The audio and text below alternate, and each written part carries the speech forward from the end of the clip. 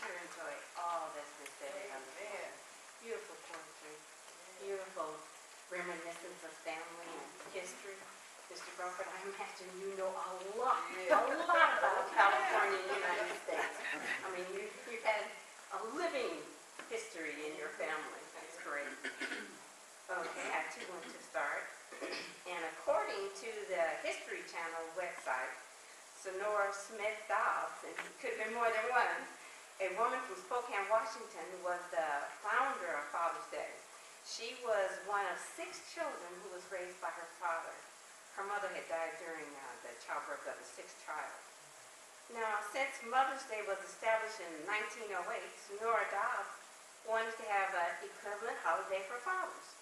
To promote her idea of celebrating fathers for a day, Sonora visited local churches and YMCA, and she met with shopkeepers and the government officials to gain support for their new tradition. Because of her hard work, Sonora found success when Washington State celebrated the first Father's Day on June 19, 1910. But it wasn't until decades later that Father's Day would be recognized as a national holiday. In 1966, President Lyndon B. Johnson signed a presidential proclamation declaring the 3rd Sunday in June as Father's Day. And, as we've already learned, in 1972, Nixon finally established a permanent national observance of Father's Day. Now, despite the original controversy surrounding Father's Day, and there was controversy because the men had opposition to it. Why do you want to celebrate me? What are you going to do? Give me flowers and stuff like that. They like Father God, were willing and perfectly fine with standing in the background and doing all of this providing. Not only do many families set aside this day to spend together, but there is a really good reason to show love and appreciation for our fathers. A father's positive influence is why we should celebrate Father's Day. Father's Day is a celebration with the objective of realizing and honoring the contributions of fathers in society. It is a day which celebrates the fatherhood, parental bonds, and the effort of male parents toward their family and society. Now, I want to read to you a letter to you from the perfect father.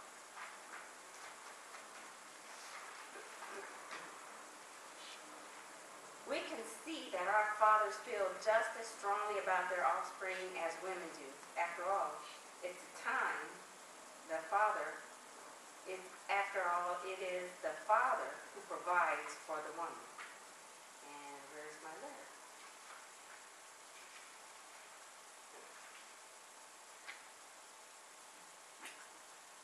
I have a beautiful letter to read, but I am going to go on. And I'm going to get that letter for you guys and hand it out. Now, when I think of fathers, they remind me of my Heavenly Father.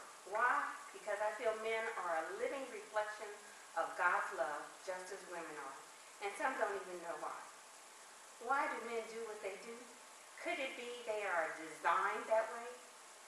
Let's go back to the beginning. Yes, it takes me all the way back to the beginning. Mr. Armstrong would always go back to that beginning. God, the perfect father, designed men to reflect himself. God had a personal relationship with man. I don't know how much time he had with just he and man, but I know that women were made within the same day. But he had time with our father, with the men. As the story goes, there was time indicated between the two creations. And like our babies, when women have our babies, or when our babies are born, we teach them everything they need to know. We teach them to speak and to dress, and we grow them up. We teach them everything that they need to know. So our God taught Adam everything he needed to know. God taught him how to talk. And at this point, there was only one language, and the animals talked too.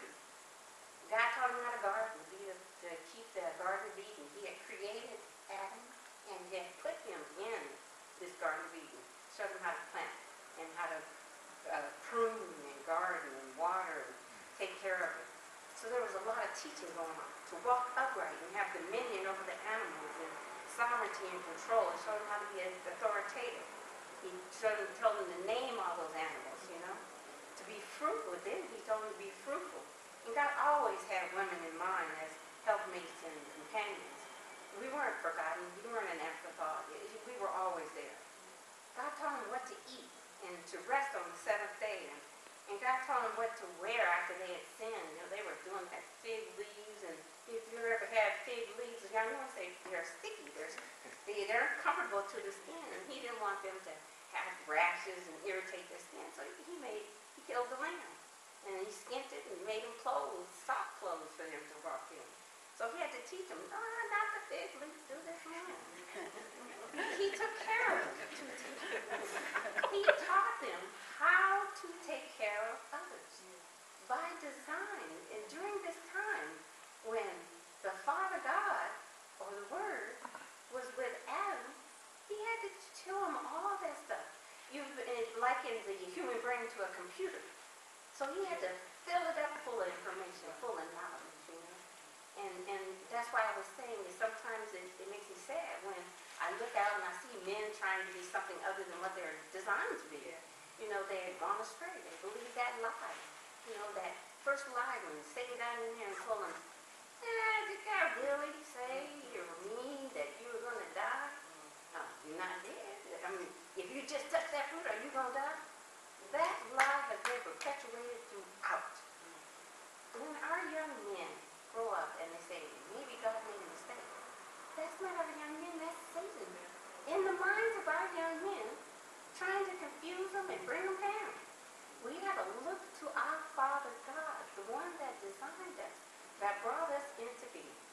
So turn those men back, and go back to the Bible and look to it.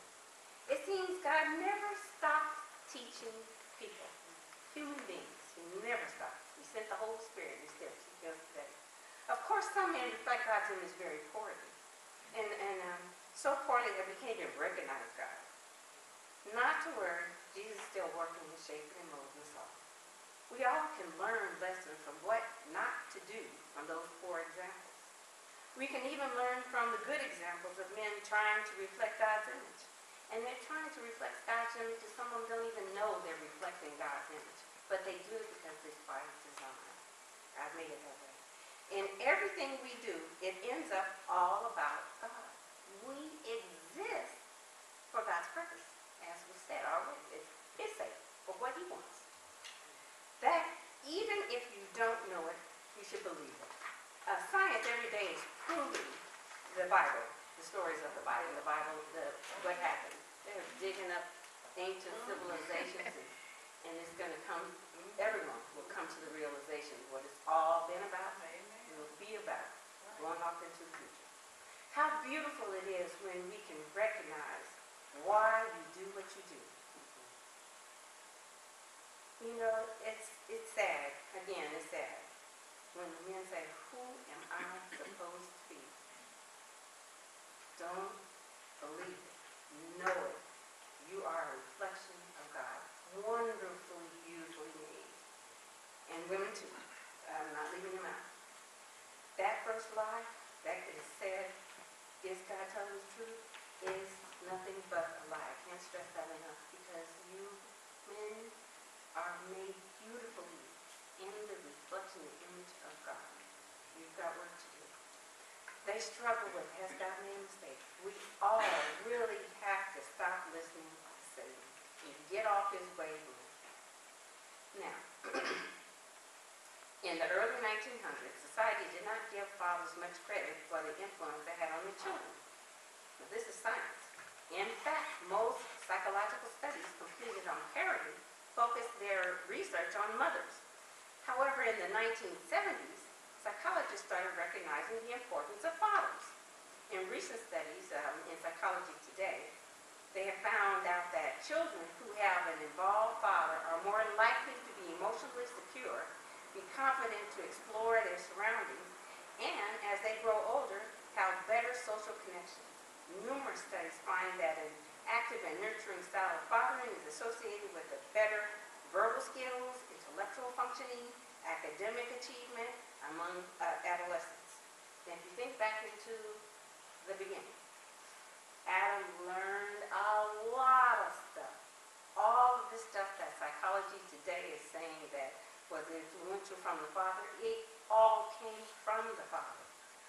that's how we do what we do now. Basically, children who have involved fathers are more likely to be healthy emotionally, socially, and intellectually. Even when children face crisis, having an involved father helps children regulate their behavior and feelings better than children whose fathers are absent. In addition, children who have absent fathers are more likely to engage in at-risk behavior.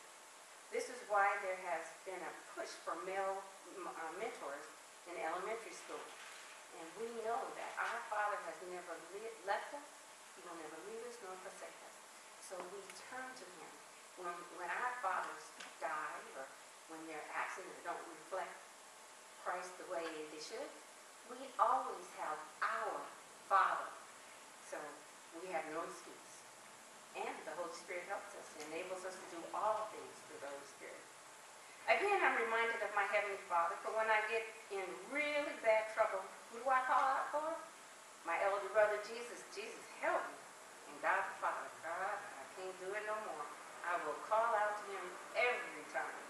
And even non-atheists, they'll call out, God, help me. I can see the God family still working days with me. While mothers have been recognized as their primary caretakers, times are definitely changing as more women are have more opportunities in the workplace, and fathers are becoming more involved in raising children rather than primarily focusing on providing for families. So again, go back to the beginning. God taught Adam how to till the soil. Why did Adam want to till the soil? Because Eve needed to eat. God to provide for Eve. So Eve was out doing her thing and cooking. Cooking what? What Adam tilled that soil for. He had to till it with the thistles and stuff, but he still did it. And he still went hunting and fishing. Why? Because now Sandra had to eat. Not only did Eve had to eat, but Sandra had to eat too. And he had to build a shelter. So it's all ingrained. It's all built in. A father's positive influence is why we celebrate Father's Day. Fathers work hard to take care of their families by providing for their needs, doing household chores, and spending time with their children. But sometimes our fathers are not around to celebrate. Now, if your father has passed and you don't have a husband and children, or find a friend, or a neighbor who is a dad, or one that wishes to be a dad. Kennedy, my granddaughter, has a lot of us. She's got grandparents, men and women, and great-grandparents, men and women. And she has a coach. Her tennis coach has adopted her. He has no children, as his daughter. He loves her tremendously, spends time with her. So even if you don't have any biological children, the way men are designed, he spends time with her, and he treats her like his daughter. Y'all watch him like a hawk, but he treats her like his daughter. Times is exciting, So find a father or a male father figure, and tell them Happy Father's Day. If your father is alive but absent, think about a male that's positively influenced your life, such as a teacher, or a coach, or a pastor to whom you extend a Happy Father's Day to. If you've suffered abuse at the hands of your father, spend the day celebrating your Heavenly Father, who loves you, who never leave you nor forsake you, and is the beginning and the end of you, and is all about God. It will always be about God. He is the perfect Father, a Father that will never hurt you and is always with you.